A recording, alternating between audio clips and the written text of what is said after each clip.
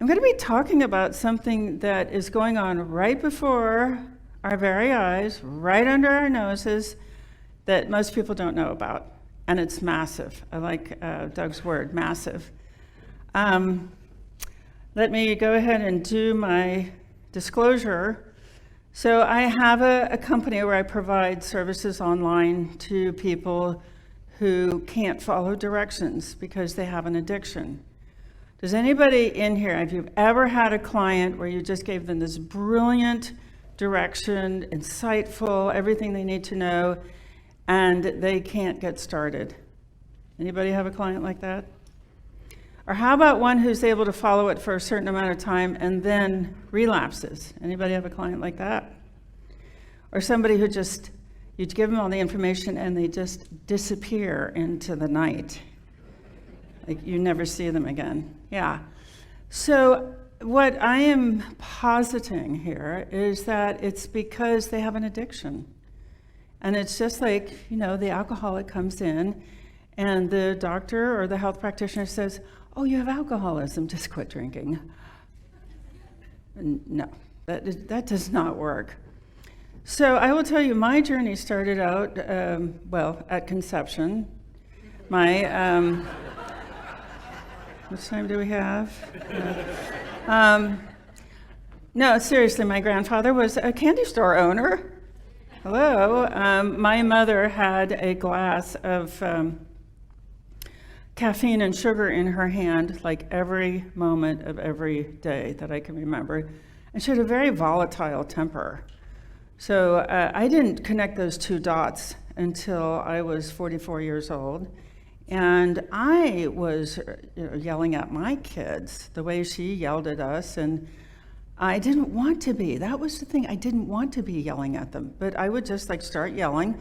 And I would step over here and watch myself yelling at them and just thinking, would you stop that?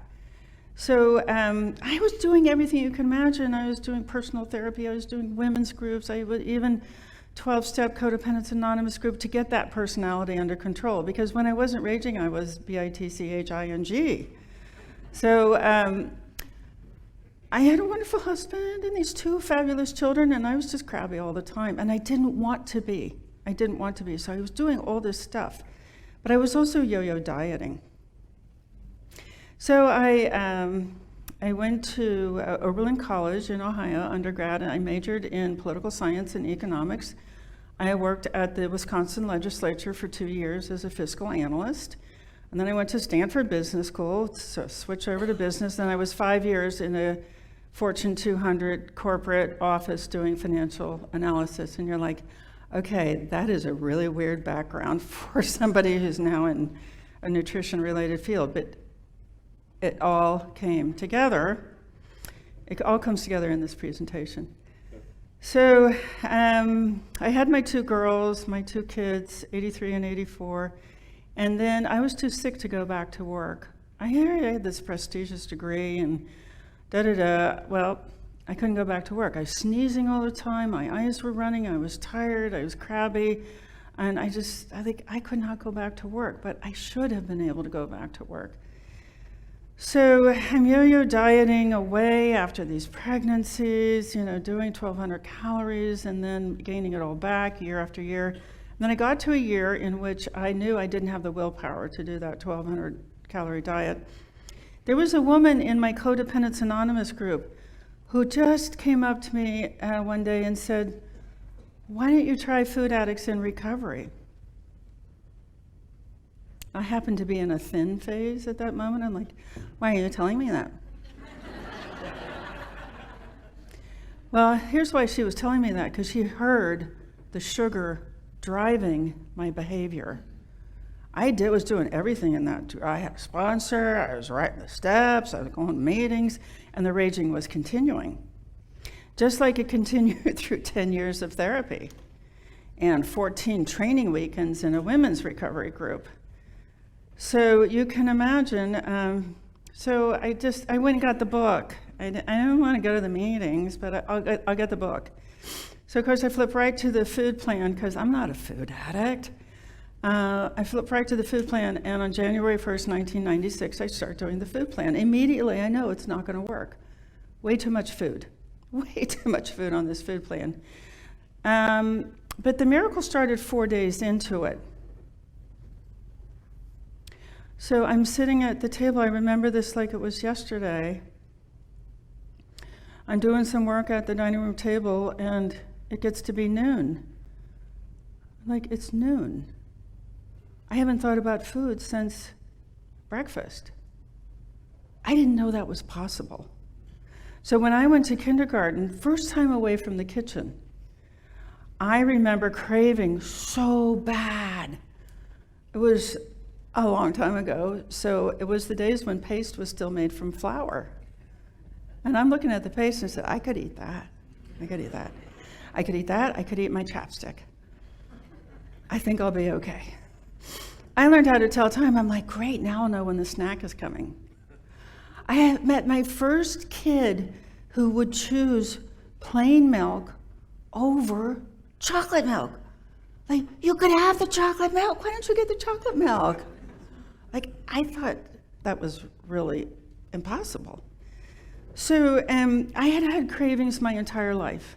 My absolute first memory is of manipulating an ice cream truck driver into giving me something for free.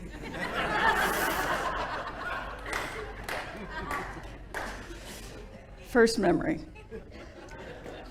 Okay, so fast forward to now I'm 44 years old. I've had cravings every day of my life, but I didn't know I had cravings. If you had asked me the day before, do you have cravings? I would have said no. But when they went away, I knew what they were. I thought everybody's thought about food all day long. Not the case. So that day also the brain fog went away, and the mid-morning slump and the mid-afternoon slump and the evening slump just stopped. I woke up feeling like I had been asleep, as opposed to waking up feeling like I hadn't slept at all. I was tired all the time. That stopped. It stopped on day 4. And then that weekend, I'd lost 2 pounds. Like, dang. But the real epiphany came. The reason why I adopted this as a career came in week 3. I can tell you exactly where I was standing in my kitchen. It was the evening. I was in Houston, Texas. And I thought, wow, I haven't had to yell at anybody in 3 weeks. Nobody's really messed up in 3 weeks. I haven't had a meltdown in 3 weeks. And it hit me. This is about the food. This isn't some magical 3-week period. This has something to do with the food. Pre-internet, could not just run over to my computer and look it up. I had to wait till Saturday, that was a Thursday, and get in my support group, because I had joined Food Addicts Anonymous 3 weeks earlier. And I go, so, I had to wait till the speakers stop, you're no crosstalk, none of this, and to wait, and like, I have a question. And does everybody get less irritable on this food plan? 20 heads, yeah. 10 years of therapy, 14 weekends at women's groups, a year of desperate work in Codependence Anonymous. It was the friggin' food. It was the friggin' food. And specifically, it was sugars and flours. Anybody surprised? No. So it was the sugars and flours, because that's all we knew about then. We only knew about the sugars and flours. Today, 23 years later, I have a list of 13 categories of food that I know the brain doesn't read them as food. The brain reads them as mood-altering substances. I have a list of like 13, okay? So when that happened in 1996, I immediately started to try to help other people, because I was a raging codependent. So I wanted everybody to do this with me. My girls were in a little girls' school, and I talked to every parent, and I gave them a list. These are the good foods. Nobody did it. So like, okay, that was attempt number 1 to start a kind of Malcolm Gladwell tipping point movement in the whole country. Walking around this little girls' school with a handout. So that didn't work. So I said, well, they just don't know how to do it. So I wrote a book over 3 years about my family's experience in this adaptation. My therapist gave me 4 rules, 3 weeks into it. My family was not allowed to bring processed foods into the house. They weren't allowed to eat it in front of me. They couldn't ask me to go get it, or they couldn't ask me to pay for it. So that was the whole enabling thing. And it worked. So what my family, my poor family, what happened is at the end of that 3 weeks when I realized, I'm giving my kids food that makes them irritable with me. I think I'll stop doing that. And everybody, these poor 3 people in my family, they noticed the difference was so stark. This nice person came and took the place of the witch. That when I sat down with them at 3 weeks to give them the 4 rules, I give them the 4 rules, and they're like, Mom, anything we can do to help you? Anything we can do to help you? No problem. We'll do it. You want to get the stuff out of the house? Okay, we'll get the stuff out of the house. Yeah. And fortunately also I'd kept my dieting to myself. I just calculated my calories. So it wasn't like the whole household had to live through 84 zillion diets over all those years. There was none of this, oh God, there's Mom's next diet. It was just, whatever we can do to help you, Mom. And it worked. It worked incredibly well. So what these foods are, they're drugs. Body's interpreting them as drugs. Mind's interpreting them as drugs. And,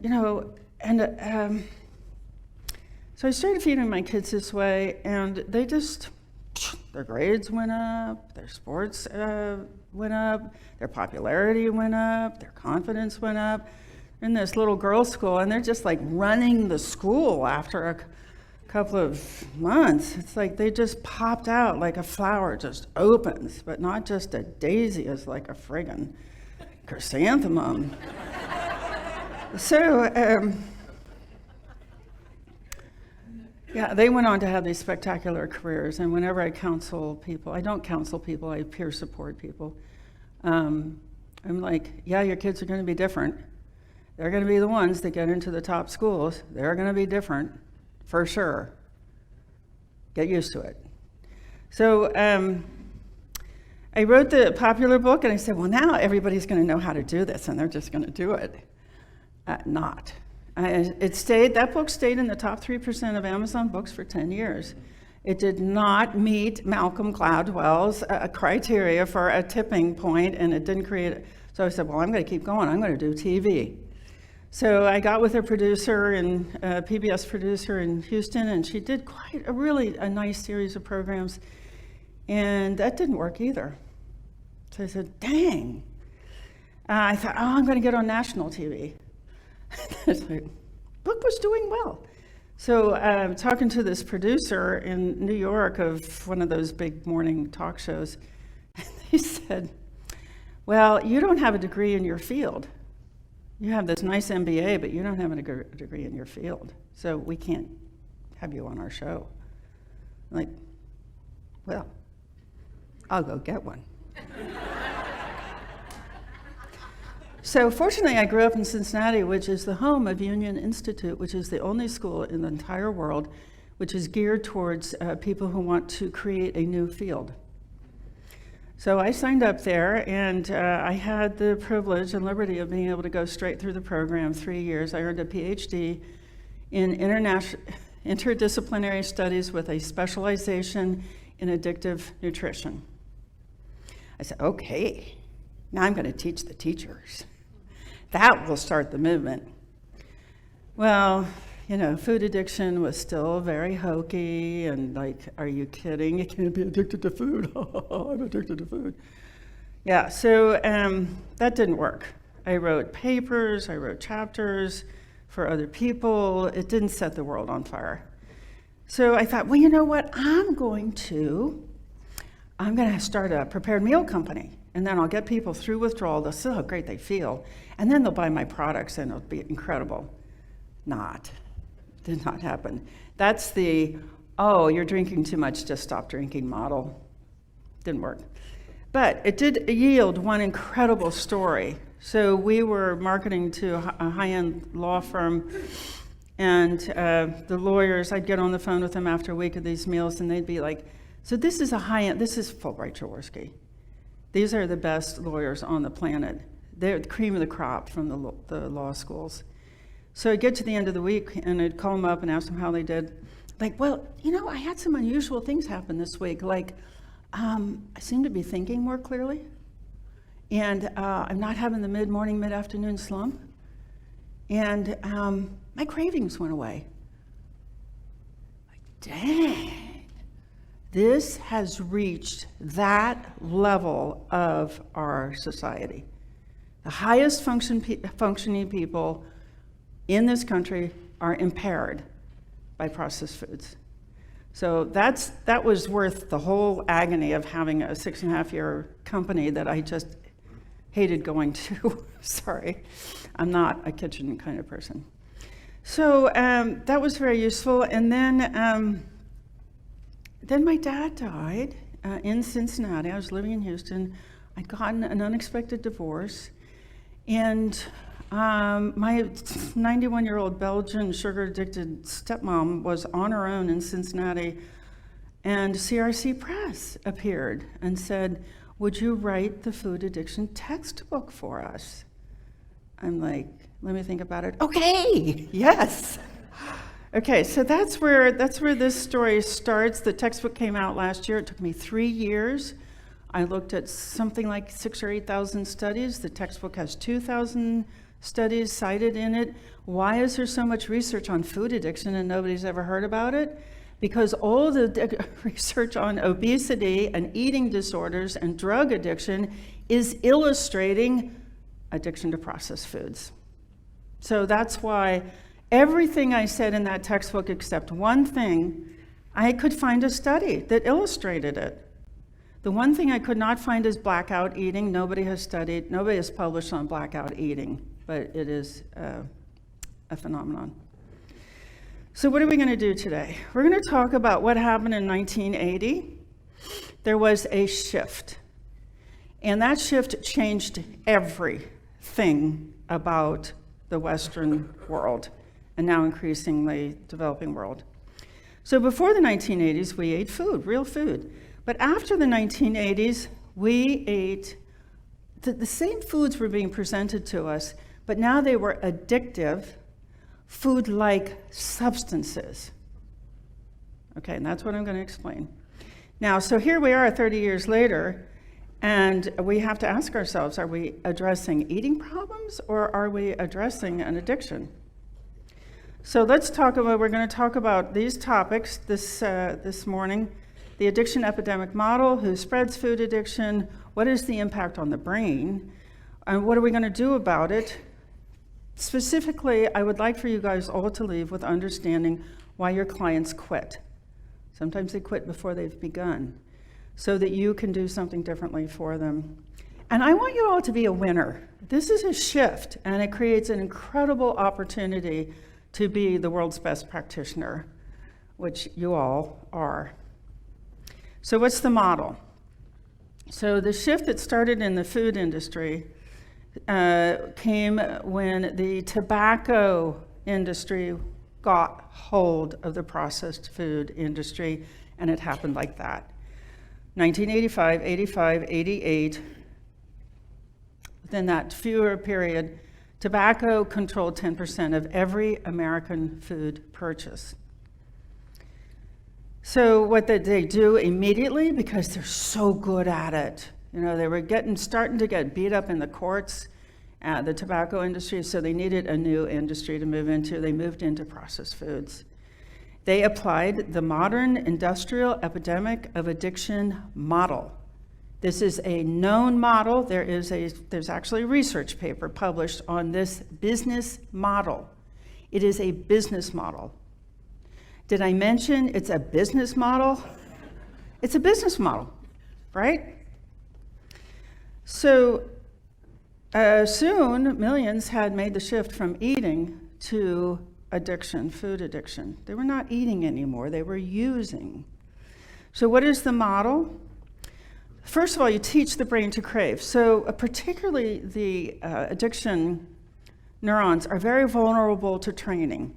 That means they only have to see something one time before they not only know about that, but they know about everything, every cue, every trigger, everything associated with that. And they really know about processed foods because it's an addiction and a food. So it's like a double whammy. Very, very easy to teach the brain to crave. All you have to do is an addictive product, advertise the heck out of it so you get a lot of impressions, and market to the youngest possible age. So who remembers the Joe Camel cigarette campaign? Youngest possible age, 10-year-old boy. Congress at that time stepped in and actually stopped that campaign. Tragically effective. What is the other thing you need to do is you need to remove barriers to use. It doesn't do any good if the product costs $50,000. Nobody is going to get addicted to a $50,000 product. You can't use it often enough. This is Pavlovian conditioning of neurons. You can't use it often enough to condition the neuron. So why did cigarettes become so wildly popular? It was because the invention of the rolling machine. So before you had the rolling machine, you had people lined up in cigarette factories manually rolling cigarettes, and they were expensive. But once you had a rolling machine, you could get the cost of a pack of cigarettes down to a nickel. And then you could addict people to the nicotine. So you've got to remove barriers to use, which means you have to make it available everywhere. You can just reach out on impulse and pick it up and start using it, and you have to make it cheap. So these are the 5 A's of this business model. It's a business model, in case I didn't mention that. It just works. So who uses this model? Well, we know tobacco uses it to market to teenagers.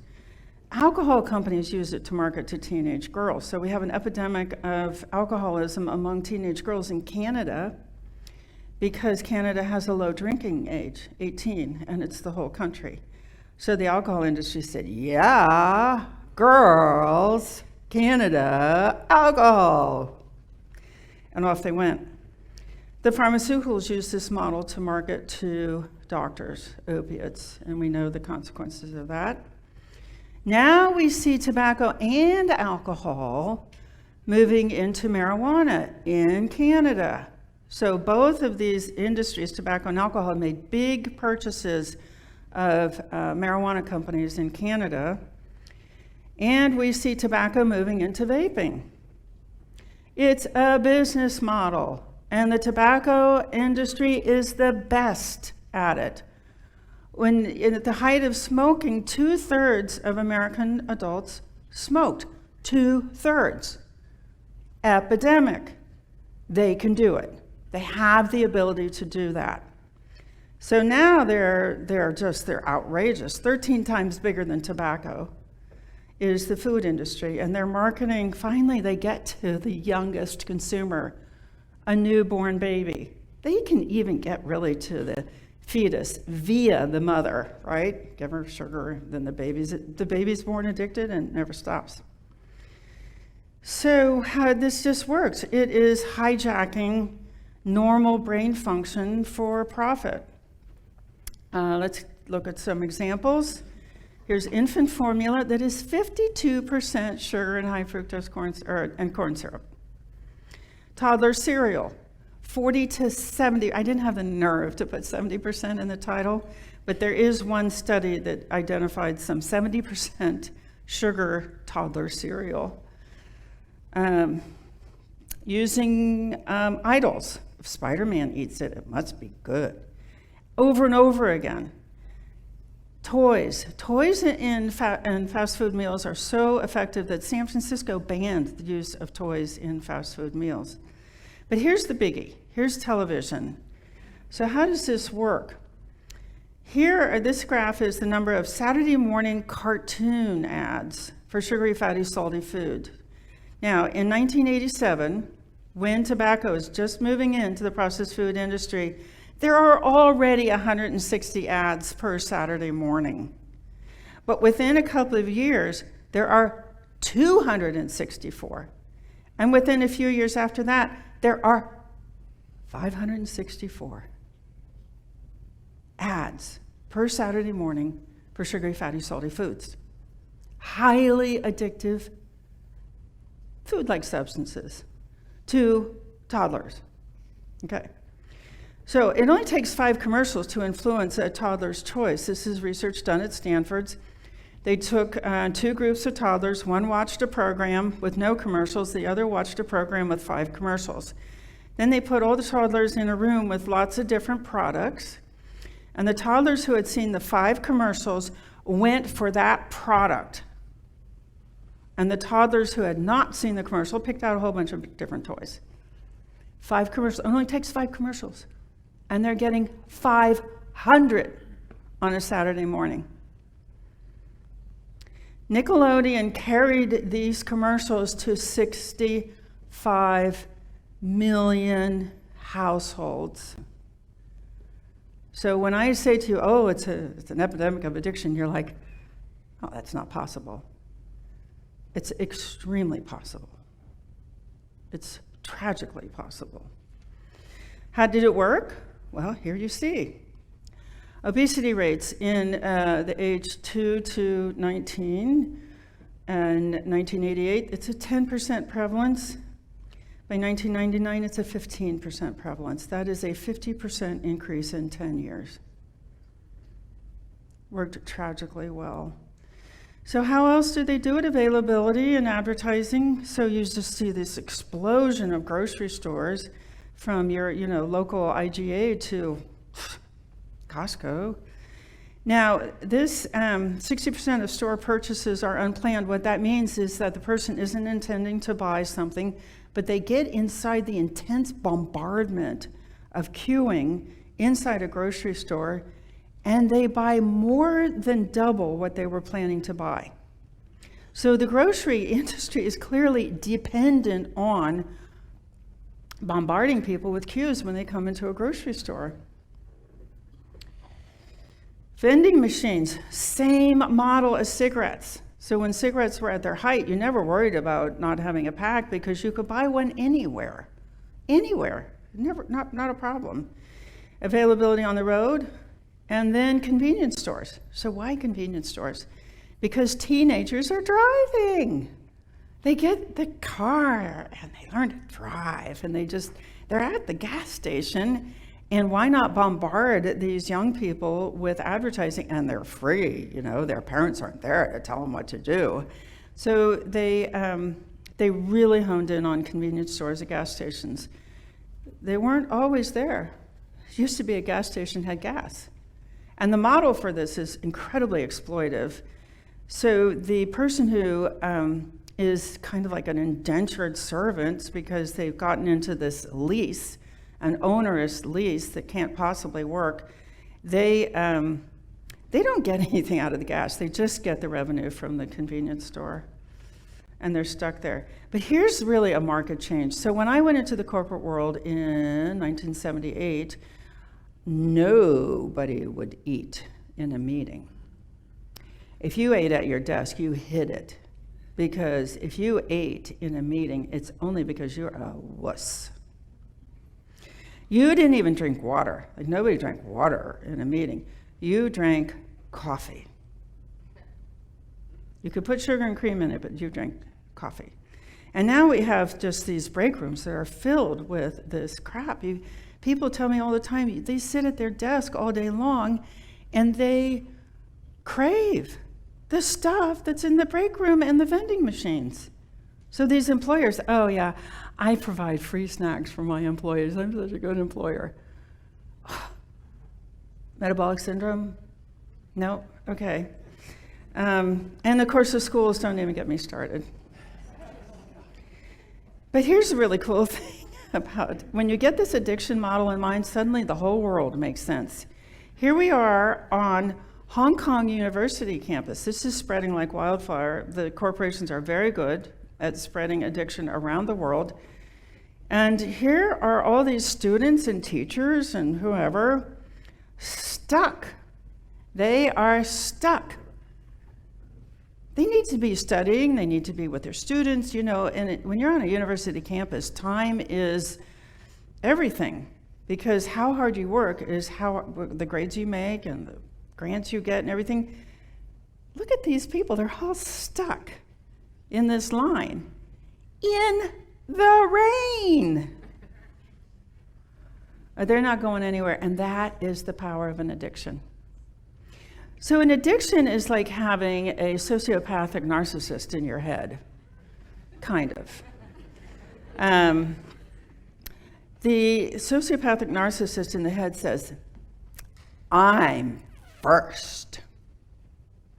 I get whatever I want, no matter what anybody else wants. I get what I want. You want to go study? No. We're going to get some coffee. You want to go talk to your students? I'd like to go talk to my students. No. We're going to get some coffee. So it's just so crucial to know this. If you only take one thing away from this whole talk, it's that when somebody comes in front of you, they are seeking help because, this is not just my own opinion, but it's based on research, and we're going to come to that. It's because they're addicted, and they can't stop. If they could stop, they would stop. If they would actually refer to one of the 800 diet books that they've read, and they would follow instructions. But they're like, I want to follow this diet book. No! We're having donuts. What's wrong with you? Okay, donuts it is. That's an addiction. That's what's going through these, well, not exactly, but that's what an addiction is like. So the word addiction comes from the same root as dictator. And if you really go way back, it's the root of the word for slavery. So an addiction is the process of coming under the control of a dictator.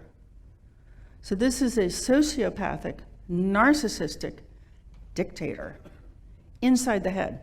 And you can see this on MRI images.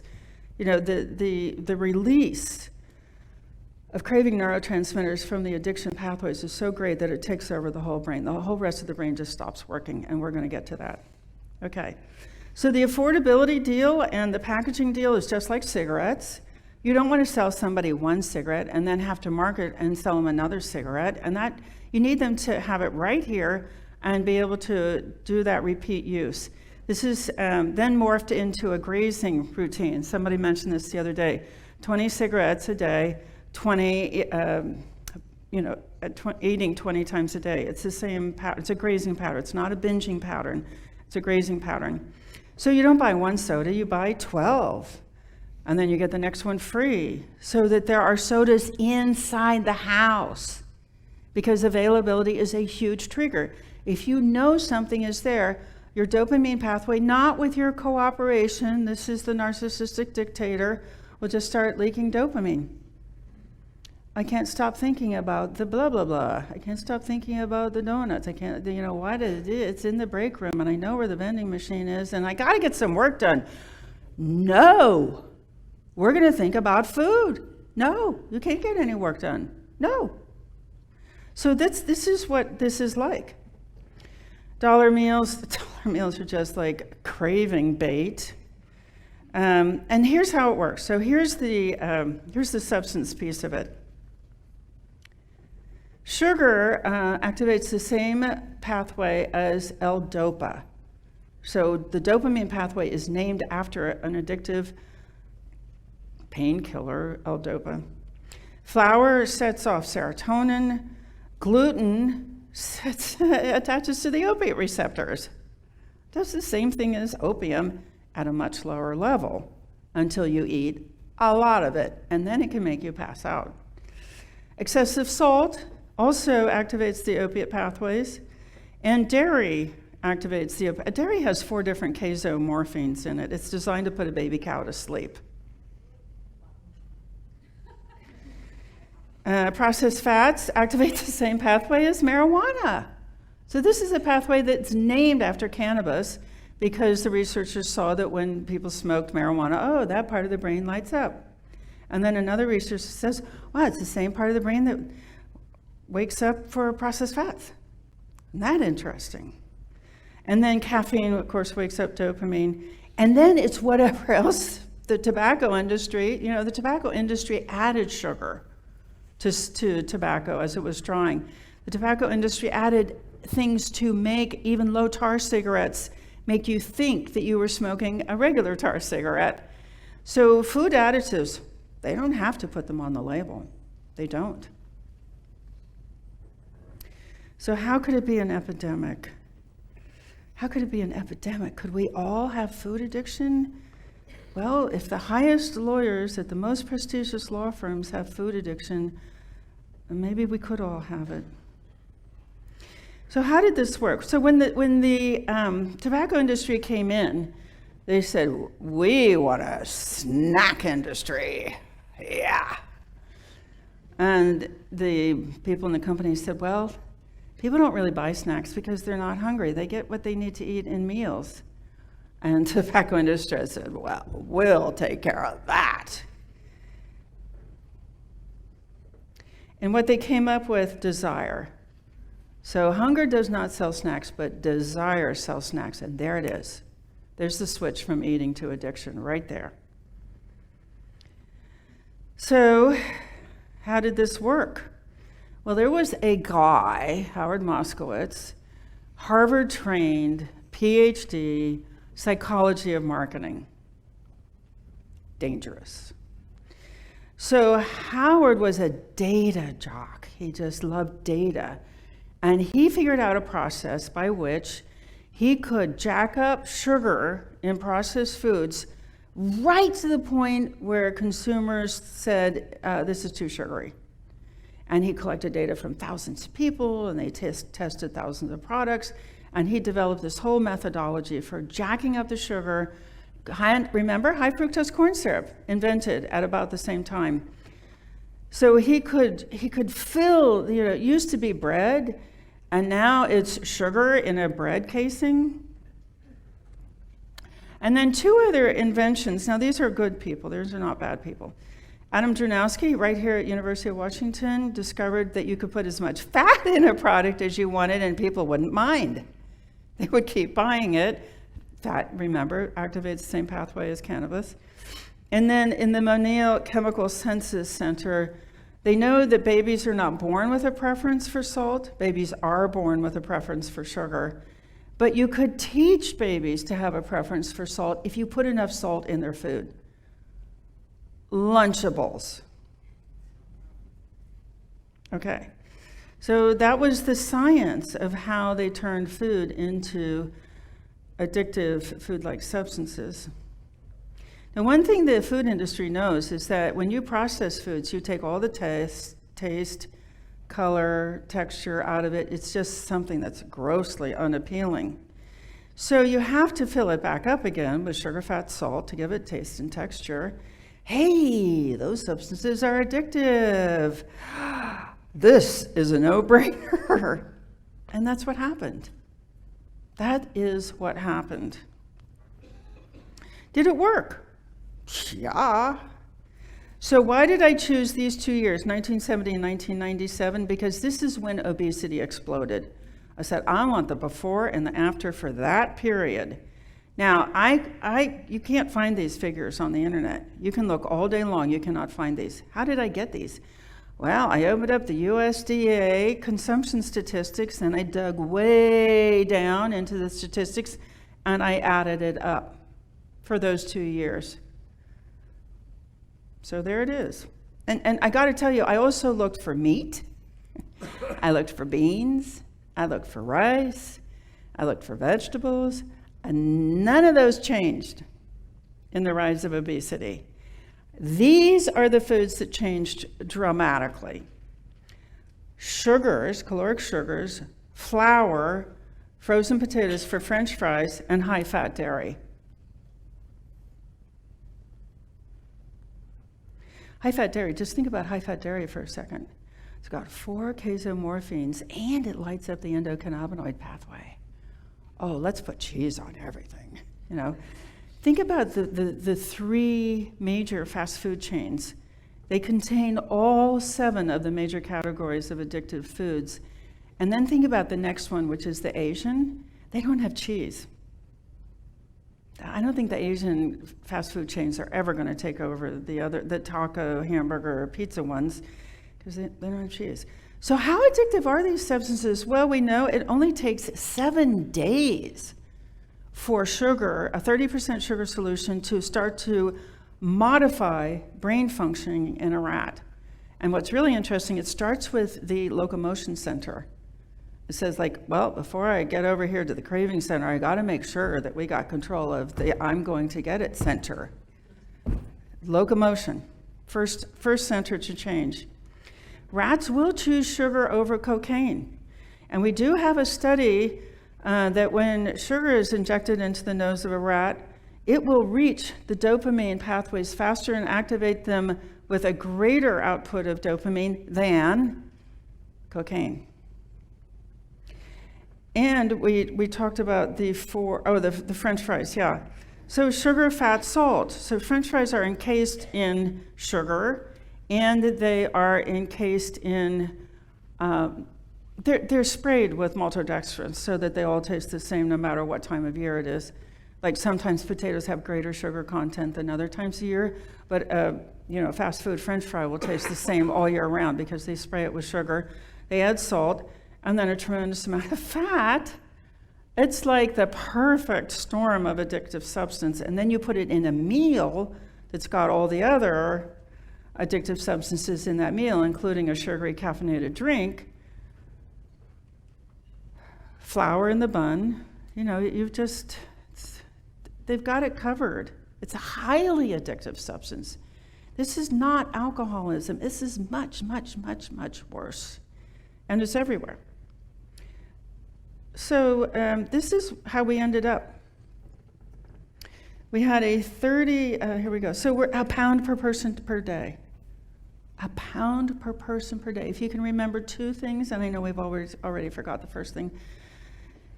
But the second thing is a pound per person per day. This is a lot easier to remember. A pound per person per day of caloric sweeteners. That means it doesn't include artificial sweeteners. Flour, wheat flour containing gluten, and corn flour, high-fat dairy, and French fries. Per person, per day. Now, I did notice about, maybe a year or so after I dug, and this took a long time to pull these statistics out, find them, pull them out, get the years, add them up. I noticed that the food industry was trying to get the USDA to stop collecting these statistics. Oh man, this is really bad. The USDA was able to resist that one. So we have a 37% increase in these highly addictive substances. We have 0% increase, virtually 0 by comparison, in any other of the real foods. This is it. This is what caused the obesity epidemic. And I'm willing to stand up here and use the word caused, which scientists aren't supposed to use. So the neuromarketing works effectively, and then of course we have the ensuing epidemics. Just like we had millions of people dying from lung cancer, now we have millions of people. We know that processed foods are now the leading cause of preventable death. Are they the leading cause of death, period, on the planet now? Anyway, so lots of suffering. The obesity, diabetes, heart disease, stroke, and I will say over the 23 years now that I've been doing this, I did finally figure out a way to get people reliably off of processed foods. I discovered it last year as a result of writing the textbook. I did finally get there. So now it's really stark that all these things just go away. They just go away. When you get people off these processed foods, all of those things just go away. I just got to talk to Eric Westman at breakfast, and I'm prepared to stand here and say something that I don't think will shock anybody in the room, which is over the 23 years that I've been doing this, I would say I have seen every disease go away. Now, not cancer, and not type 1 diabetes, and not anything that's been surgically removed. We can't grow things back yet. I've seen everything else go away. This is like a slow poison.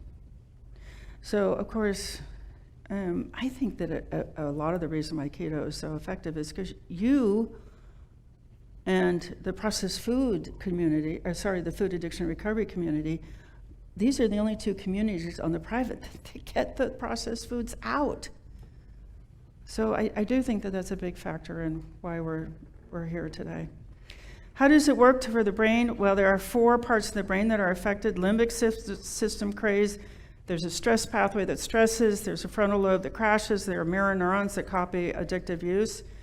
This is how it works. The limbic system is in charge of, oh, this feels good. I like this. But then as it progresses, it gets into cravings, obsession, and then the addiction is, I'm doing something I don't want to do. The stress pathway is very recent finding that the stress pathway is activated by the craving pathway. Corticotropin releasing factor pathway sends signals to the adrenal gland to release corticosterol and cortisol. You start out by worrying a little bit extra, progresses to anxiety, stress, fear, panic, and then you're stress eating, you're panic eating. The frontal lobe just gets, all the resources are going over here to craving. The frontal lobe is like a higher level thinking, and the brain says, okay, we don't need higher level thinking right now, we need cravings because of the narcissistic addiction. So all of these things just stop happening. There's not enough blood flow, and you can see this on, these are PET scans, brain scans. You can see the frontal lobe stops firing during massive cravings. Computer has crashed. So attention deficit and learning problems and poor decision making, memory loss, impulse control loss, satiation loss, emotional processing loss. These are all because the frontal lobe is not getting enough blood supply for hundreds of millions of people. Now, mirror neurons, this is where I would ask you to pay attention. They do one thing, and that is copy. These are the copycat neurons. And we have great ones because for hundreds of thousands of years, when the tribe ran, we ran. The impulse in the brain goes straight from mirror neurons to locomotion. It doesn't go to the frontal lobe and say, let's think about this. Do we want to run? No. The people who just had that malfunction and it went to the frontal lobe, oh, do I want to run? I'm kind of busy right now. Do I want to run? Womp, the predator got them. They didn't live to procreate. We don't have those genes. We have the run genes. We have the if they're doing it, copy it genes. So survive, run, look for foods, hide. Whatever the tribe is doing, do it. And of course, the processed food industry says, oh, everybody's eating processed foods, so you eat processed foods too. All this adds up to neuromarketing.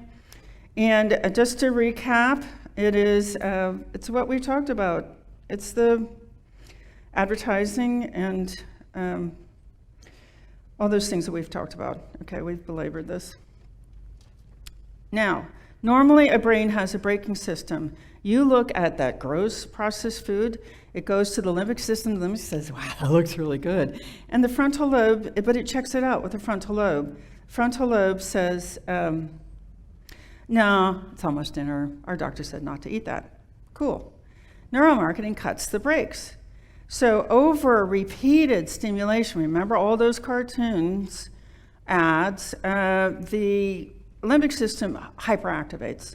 And it pulls the blood supply away from the frontal lobe, and the frontal lobe says, instead of saying, no, the doctor said not to eat that, you get this craving pathway, remember, narcissistic, hi, that looks great. and the frontal lobe saying, no, thank you. No, thank you. No. Not working. So then, of course, the next thing that we talked about is stress increases incredibly. The irony, of course, is that stress further activates the craving pathway. This is stress eating. Frontal lobe is now just like completely out of the picture.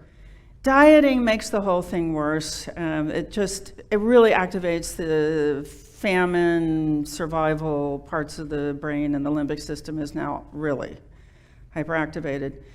So the other part of the brain that the food stimulation is reaching is the mirror neurons.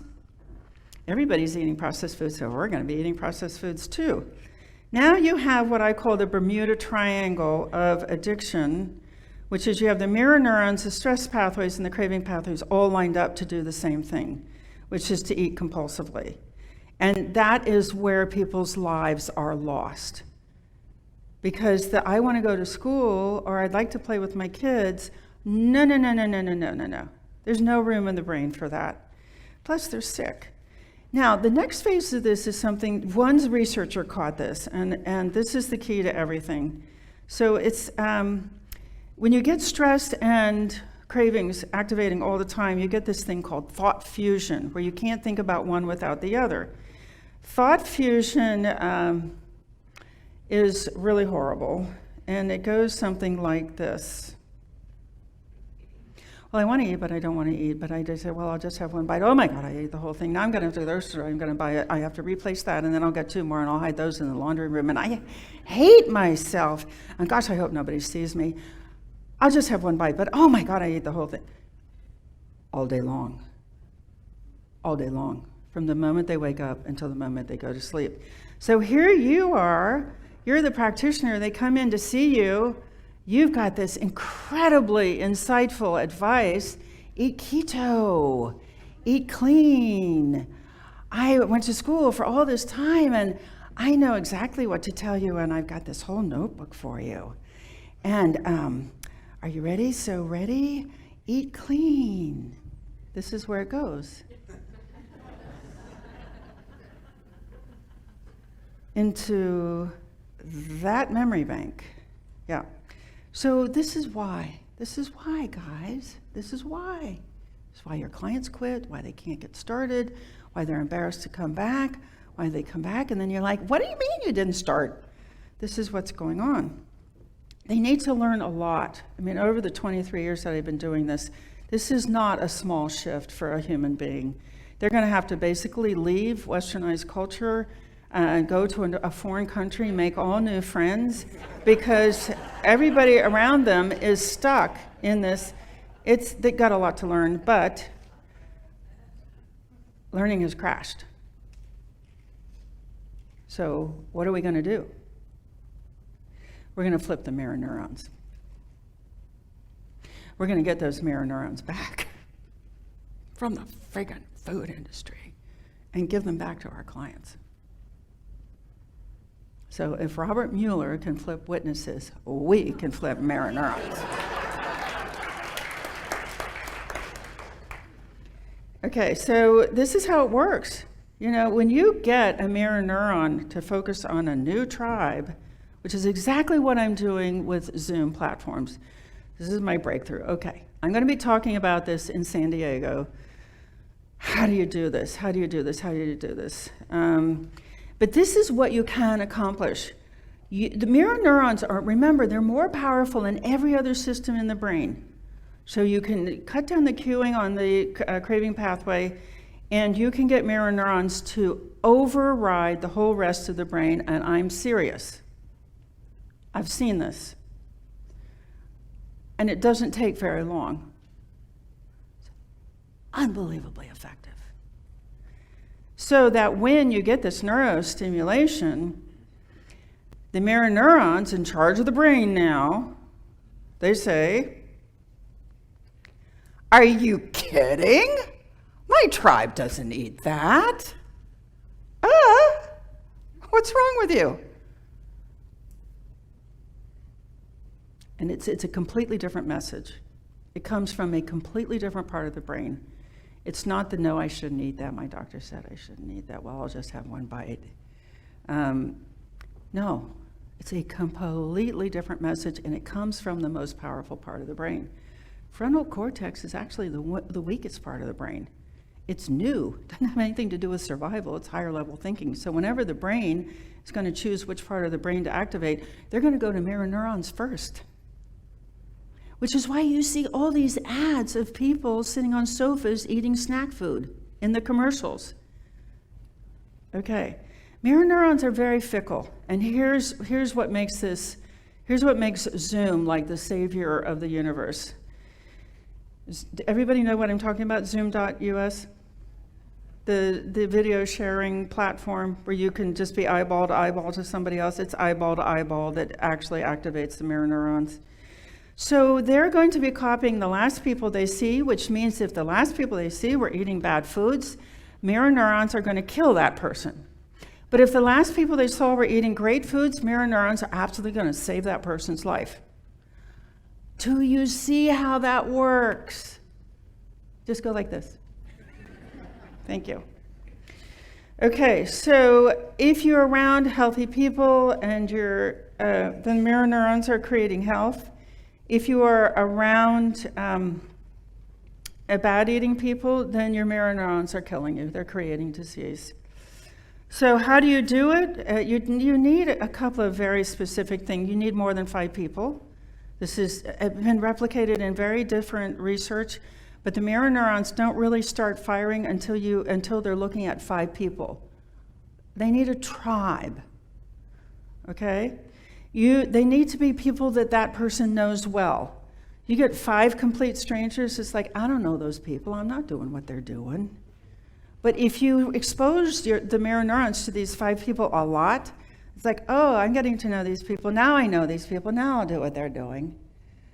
And then if the person is doing something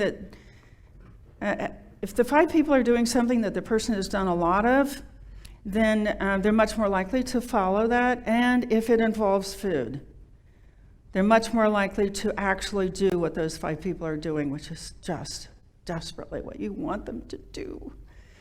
Okay, so this explains why people quit and why they can't start. So let's use the comparison to smoking to really understand, because this is very hard to get your head wrapped around, but if you can cut through this whole addiction model, how it works if you do one thing, which whenever you say processed foods, you replace that with processed foods and cigarettes. And then you will start to see it. Then it'll start to make sense. So in the overeating model, we have emotional eating, we have eating disorders, we have childhood issues, we have lazy, we have make the stomach smaller. But in the smoking model, you don't have emotional smoking. You have friggin' addiction. It's nicotine driving that behavior. You don't have a breathing disorder. You have nicotine addiction. You are not smoking because of trauma. You're smoking because you have nicotine addiction. And you're not just smoking to lose weight, although people do that. They're smoking because they have an addiction. And making the trachea smaller is not going to help. So what is, use the shift. Use the shift. Just remember, go back to the 1980s. Okay, we're dealing with substances. Overeating is not, this is the old model. Lack of willpower, gluttony, none of those things. It is, I have had the wrong diagnosis. I have not been diagnosing my patients and clients properly. Dieting makes this worse. These people need a lot more support. Like, we offer 5 hours a day of live interaction in our community. People have cognitive impairments. You cannot teach them. Don't teach them and then blame them for not learning. That part of the brain is not working. Get them in a place where they can copy. They have kidnapped mirror neurons. Get those back. Just remember, never, ever, ever blame a client. If I have a client that's struggling, I'm like, what can I do? What can I do? What can I do? What can I do? What can I do? I never say to that person, try harder. No, No, I'm missing something in my program. There's a gap in my program that I have created. I need to fill that gap, and then that client will do fine. Okay, so just remember, it's going to be, who's going to have control of your client's mirror neurons? It's either going to be the neuromarketers or it's going to be you. I'm not exaggerating. So it's either going to be stress, crave, buy, or it's going to be protect and store. You guys can do this. You can do this. It's a great business model, by the way. You know, you can add a really significant amount of revenue to your business. I'm working really hard right now on the marketing of this community. So make the shift. Fight like a neuromarketer. Get your client, if you're a client, just find these people in your lives and spend hours with them on Zoom. If you're a practitioner, set up these online support meetings and give new people hope.